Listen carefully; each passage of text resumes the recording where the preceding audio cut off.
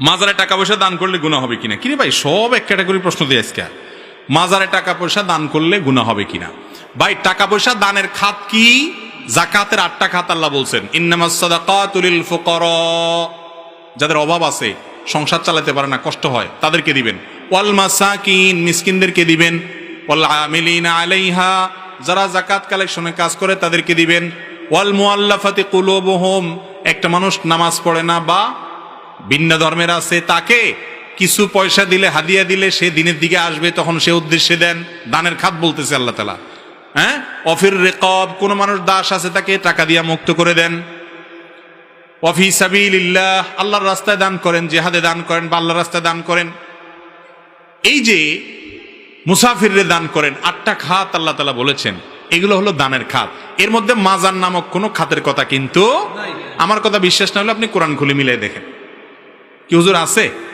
ইন্নামাস সাদাকাতু লিল ফুকারা ওয়াল মাসাকিন ওয়াল আমিলিনা আলাইহা ওয়াল মুআল্লাফাতি কুলুবুহুম, এরপরে অফির রিকাব ওয়াল গারিমিন, যারা ঋণগ্রস্ত তাদেরকে, তারপর অফি আগপাস হয়ে গেছে, হাফেজ নাই কেউ। রিকাব এবং আমিলিন আলাইহা এবং ইবনুস সাবিল বা মুসাফির, এই মানুষগুলোকে আল্লাহ তাআলা যাকাত এবং দান করতে বলেছেন। এই 8 খাতের মধ্যে মাজার আসেনি? বাংলা কোরআন শরীফ খুলে দেখেন নাই, তাহলে বোঝা গেল মাজার এটা দানের কোনো জায়গা। আরে ভাই, মাজার তো একটা মানুষ শুয়ে রয়েছে, উপরে ইটের গাঁথনি আছে, এখানে যদি ইটের গাঁথনি দিয়ে পাকা করা যায় না, শরীয়তে নিষেধ আছে হাদিসে। এইখানে দান করবেন কারে? এখানে দান করলে তো ওই যেগুলো আশেপাশে গাঞ্জা মাঞ্জা খায় এগুলোর সুবিধা হবে। আরো গাঞ্জাখোরদের টাকা দিলে সওয়াব হবে না গুনাহ হবে?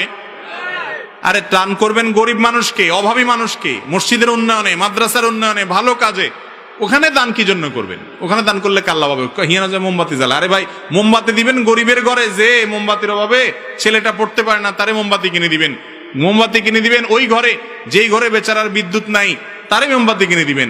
এখানে মাজারালা বেচারা ভিতরে আছে, উপরে মোমবাতি দিয়ে কি লাভ? এটা দিলে তো এই মোমবাতি ঘুরে ঘুরে আবার আমাদের হিয়ানো আসবে, এগুলো ব্যবসা করবো।